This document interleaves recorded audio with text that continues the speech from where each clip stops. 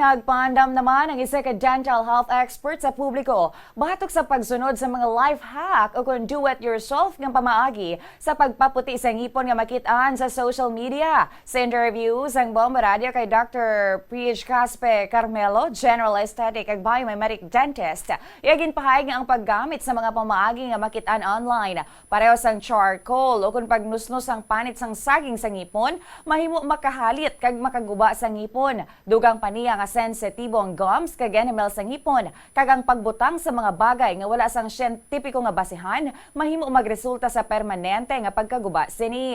Ginpanugyan sang doktor ang sa publiko nga magpalantaw gid sa dentista kag hindi gid galayon magsalig sa mga impormasyon nga makit-an lamang online. Mga makita naton online are using kuno charcoal, lemon, mga DIY treatment also.